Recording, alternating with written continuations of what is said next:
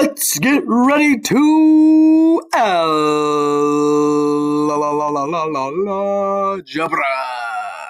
Quadratic functions, day 2, word problems.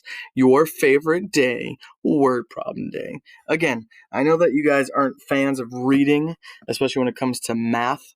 But remember, we're going to focus on the trinomial, especially for this one with the quadratic, potentially binomial. It just has to have that x squared term. But they're just clues when they give you word problems. They kind of give you a basis for the information that's given, so it kind of can paint a better picture for you.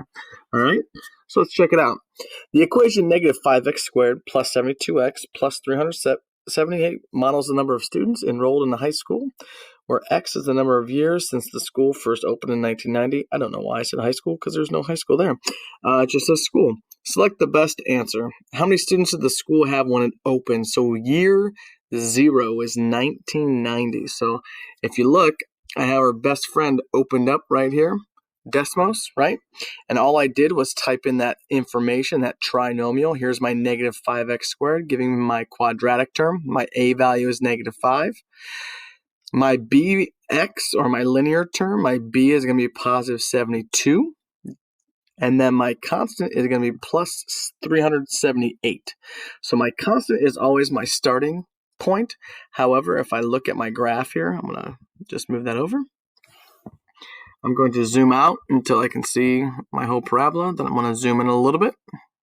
And I'm going to click on it, and you see this silver ball pop up. That silver ball is associated with what? The starting point. So that starting point is 0 on the x, which stands for 1990. And then our starting value for students is going to be what? What was that at? Sorry, 378. So that is my constant. You can see that right here. And then my answer is going to be right here. So that is going to be my starting value at 1990, hence my back to the 90s image on that page. All right. So now we go to the next question. Same quadratic equation. It says, in which year were 502 students enrolled? So now what I'm going to do is click back on this graph. And we're looking for 502 students. So I'm going to trace this at 502. I'm looking for that x value, or that y value. Sorry, I just had it for a second. There it is. In 2 years, we get, I had it, there we go, 502 students. So in 2 years from what year? From 0, which represented 1990. So that means we're going to go throw it back to 1992. And we are going to have 502 there. However, be careful, because there's actually 2 answers here. If I scroll back here, let me see if I can stop on 502 on the right arm. I just had it was 12.4. I can't get it to stop there again. Too touchy. Oh yeah, by the way, I forgot my stylus at school, so I am doing this all by my finger. This is 12.4, 502. So that means 12 and a half years almost afterwards. So D could be also a choice at 2002, because there are 502. However, as you can see, when we stopped on the left arm, that wasn't even without a decimal for our x value of 1992. All right, so you could kind of make a case for 2012 because it was 12 and a half or 12.4 years away. However, it stops directly on 1992. But if you said 202, I couldn't really argue with it. Or 2002, I couldn't really argue with it. Same question. In which year were 598 students enrolled? So 598. Again, I'm going to go here. I'm going to bring this graph up because my y value are students, and we wanted 598 students. So as I travel along here, I'm looking for 598. I'm at 597, almost there. So at 4.4 years was the, right there. So that means 1994.4. So almost, 5 months into it.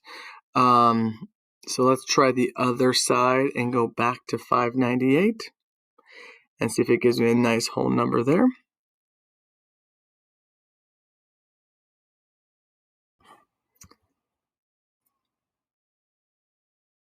Oh, there it was.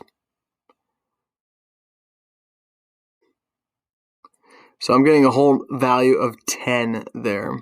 So 10 years after 1990 is 2000. So I'm going to choose that answer because the other one was still a decimal. So I'm going to choose 2000 for that 1998. And all I'm doing is I graphed the equation in our best friend Desmos there. And now I'm just tracing along that function. Let's see what else they're going to ask me. Which statement is true? Enrollment exceeded 650 students at one point. So let's see if that's true. So if I zoom in here, here's 650, this point right here. As you can see, the highest, the peak or that maximum point was 1997, and we had 300 or 637 people enrolled. So we know that the enrollment never exceeded 650, or A says it exceeded 650, so we know that that's not true. Enrollment never exceeded 650. Again, you have this line right here as 650, and that quadratic never reached that. So I'm going to go with B. The highest enrollment was any year was exactly 650. We know that's not true. There were 2 years. Nope. So there were 2 years for the other questions. However, we chose the more accurate one. And then, of course, for this one, we said our answer is going to be the enrollment never exceeded 650 because we can see that it never got to that point on the y-axis. All right. So let's move this over. During a game of golf, Kaylee hits her ball out of the sand trap. The equation h equals negative 16t squared plus 20t minus 4 models the height of the golf ball in feet in relationship to the number of t seconds since it was hit. Find how long it takes Kaylee's golf ball to reach the green. So if you look, notice, here they have t. That stands for time, right? And they're squaring time in the first term. That's what our quadratic term is. So our a value is negative 16. So if you look here, I've already included the graph. However, that parabola is facing down because the a term is negative. We have that linear term, positive 20t. Our b value then would be 20. Don't worry about the variable. And then last but not least, our constant is negative 4, which is always our starting point. So if you notice, what does the negative 4 mean?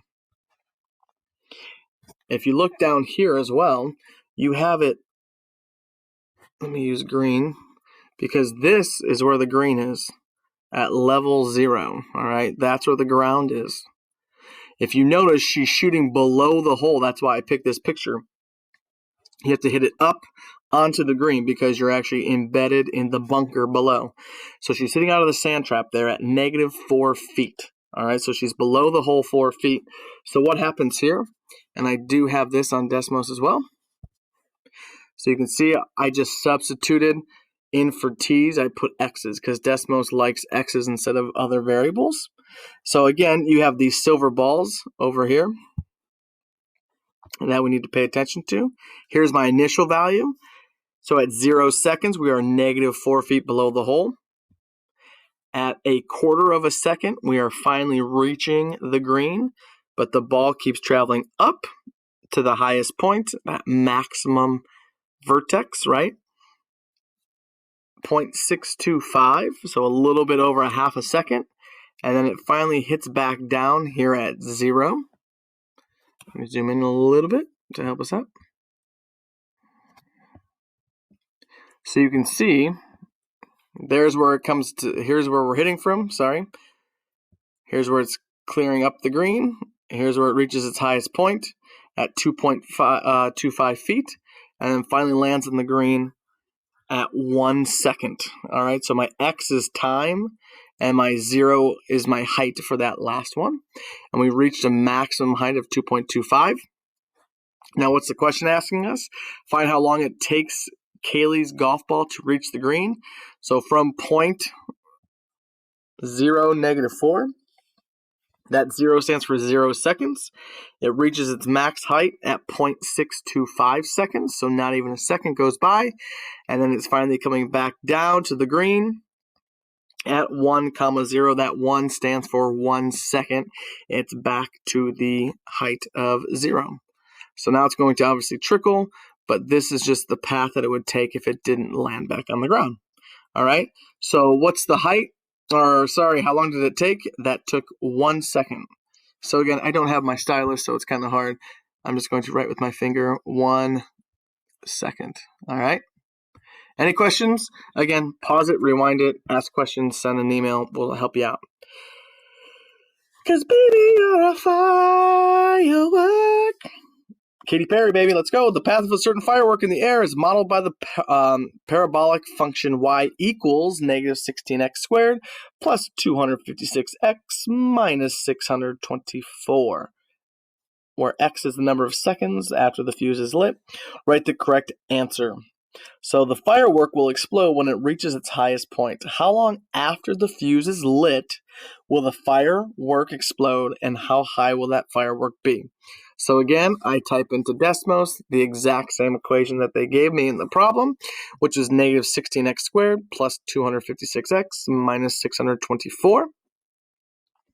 So what this is saying is that negative 604 really isn't going to be part of our solution because it doesn't make sense, because that means it's negative 624 feet below the ground, which we are not. We are going to be shooting it, as you can see from our graph here, at the level 0, and it's going to reach back down to 0 in 13 seconds. So the part that I want you to focus on is when we look at this problem, it doesn't start at 0, right? If you notice, it's starting here at 3. So what is this right here? What is this time frame from 0 to the silver ball? That's where the fuse is being lit, right? That's where you're waiting for the firework to finally catch and then take off. So it takes 3 seconds for it to finally ignite and shoot the firework up. And if you notice, this thing goes super, super high. I keep zooming out. There it is. So I have 1, 2, 3 visible important points. Obviously, this is where it's taking off from the ground. This is the maximum height. So what does that mean? X is seconds. Height is going to be the y. So it took 8 seconds for it to finally reach the highest point, which was 400 feet. And then what goes up must come down unless you defy gravity. And it finally comes back to Earth to land at 13 seconds and at height of 0, right? That's when it's going to be hitting the ground. So the firework will explode when it reaches its highest point. How long after the fuse is lit? So we're going to look at this value specifically, which is also our axis of symmetry. So that's going to be x equals 8 for the axis of symmetry, and my highest point is 8. So right here, we'll put 8 seconds. Again, I don't have my stylus, so please excuse my writing with my finger there. The path of a certain firework in the air, again, is the same equation, so we're going to stick with this graph and just answer more questions. Based on the graph of the firework, what are the 2 zeros of the function?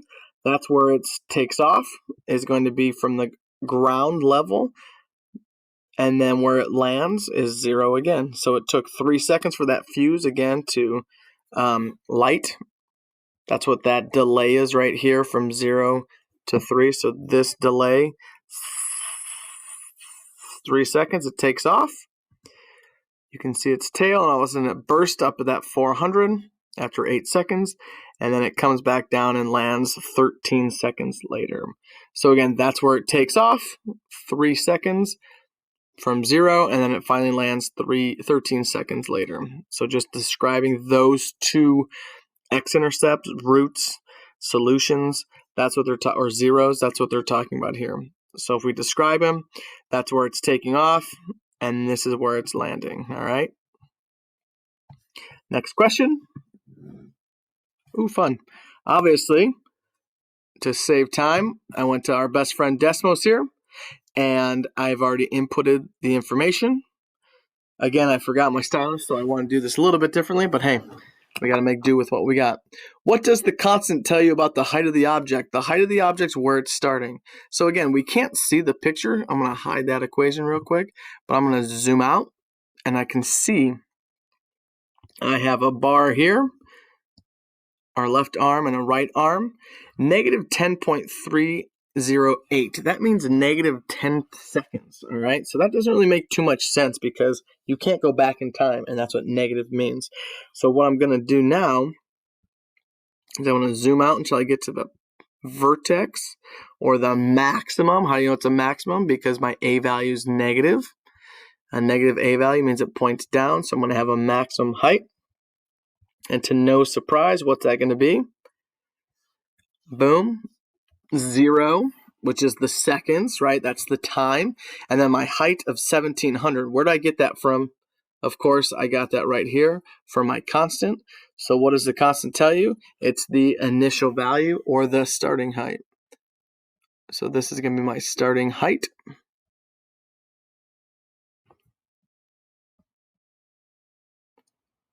Again, I apologize. What does the coefficient of t squared tell you about the direction of the object? I kind of already gave that one away. If you look, which way is that object going? From 0, it just keeps going.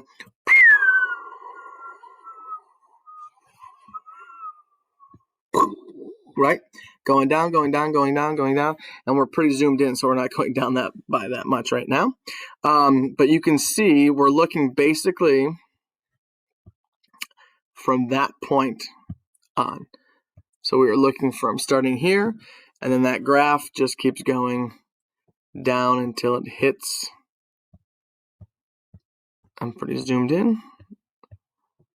And now I can zoom back in, or I'm zoomed out, I should say. Until it hits right here. How long did it take to hit? We were pretty high up there, so it's 10.308 seconds. So what does the coefficient negative 16 tell you? Well, negative 16 says it's going to go down.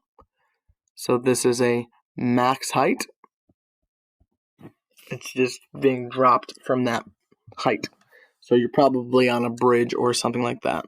When will the object be 1,000 feet above the ground? So again, we're going to trace here.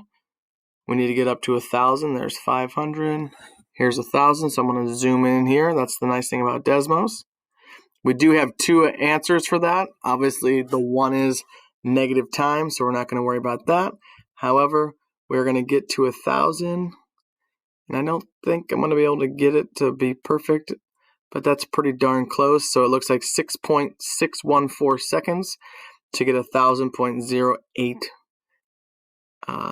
feet high coming down. So it's 6.614. If we were asked to round to the nearest tenth, obviously we'd be paying attention to this place value here. So it's going to be 6.6 seconds. Reasonable domain and range, and I've kind of already talked about this as well. It doesn't make sense to take anything that's negative for the time because you can't go back in time. So what's going to happen here is I'm going to zoom out to 1700. Now zoom in where I can see it. What is my x value here? It starts at 0, and then it's going to go all the way down for my x value where it touches the x-axis. We're almost there. And I can get that as my silver ball. So that's going to be my domain. Again, domain stands for what? The x values. So I'm going to start at 0. I'm going to put x in the middle. So it's greater than or equal to 0, but less than or equal to 10.308 seconds, because the x values are my seconds. And that makes sense because I know that it continues on down here, but it's going to be below the earth at that point because you're negative 91 feet right there. So that should make sense there, hopefully. Range, what's my highest point? And what's my lowest point? So it finally hits the ground at 0. That's going to be equal to that. And then what's my highest height was 1,700, which was my initial value for my constant. All right. Hopefully that all makes sense. A ball is thrown in the air upward with a velocity of 48 feet per second. Height is h in feet after 10 seconds is given in the function form negative 16t squared plus 48t plus 4. If you keep seeing that negative 16, that's the gravity portion of our quadratic equation. So anything that's on Earth is going to be that negative 16t squared for the most part. At what height will the ball pass 2 seconds? So again, my best friend Desmos, I have that right there, negative 16 instead of t's, I'm putting x's though, right? So I'm just changing those out. What does my plus 4 tell me? Plus 4 is telling me where it's going to start. Again, I can't have a negative time. So although there is this option right here, it doesn't make sense because I can't go back in time less than a half a second anyways. So I'm going to start at 4. That's my y-intercept. And it's asking me when the ball will be 2 seconds. So I'm going to try to get, I can see right here that this line means 2 seconds. So you can keep tracing it. I can trace it all the way to the top. It took how long to get there? 1.5 seconds. It reaches a maximum height of 40. And now I'm just going to keep tracing this until I get 2.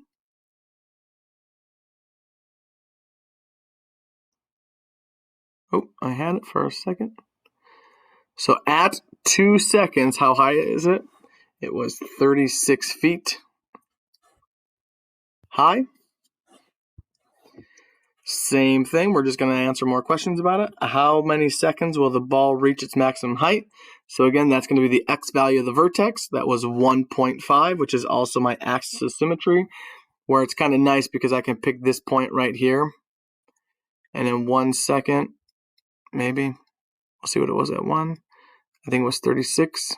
Yep, I had it there. So after 1.5, it took halfway over there. So now I'm going to go to a half after 1 second, and I should get 2 is 36 as well, because we're going to get that axis of symmetry as 1.5. So if I was half a second to the left, a half a second to the right, they should match up. So how many seconds will the ball reach its maximum height? That's going to be my x value, so that's 1.5 seconds. I'm just reading my vertex. My x value for my vertex is 1.5 seconds. And then what's the ball's maximum height? That's going to be the y value of your vertex, the max, right? And you know it's going to be a max because that a value is negative. Again, the a value is negative 16. The b value is 48. And the c value is positive 4, where that person's arm is throwing it from. All right? So this is going to be 40 feet high. And you know it's feet because your acceleration's in feet per second. And last but not least, how long was the ball in for? Oh, sorry. Yeah. Last but not least, how long was the ball in the air for? So I'm just going to look here and bring out my graph. Again, where do we start from? We started from 0 seconds. I know there's an x-intercept down here, but that's before 0. Doesn't make sense to go back in time. So if it was launched up from a height of 4 feet, reached a max height after 1.5 seconds, it's going to finally hit the ground at 3.081 seconds. So how long was the ball in the air for? 0 to 3.081 seconds, and you know it hit the ground because it's at 0. All right, so after, I know it still shows you that this graph goes on back here, but that's the ground, so it's going to stop when it hits the ground. All right, so hopefully you understand the importance of Desmos and how much it truly does help you, because it really is beneficial to your success to make Desmos your best friend. And again, today's lesson was quadratic functions. If you liked it, again, hit subscribe, give me a thumbs up. Other than that, I hope you enjoy. If you have questions, pause it, rewind it, re-listen. And if that doesn't help, obviously you know what to do. Email, raise your hand, and we will definitely help you out. Other than that, have a great night. Take care. Go Brownies.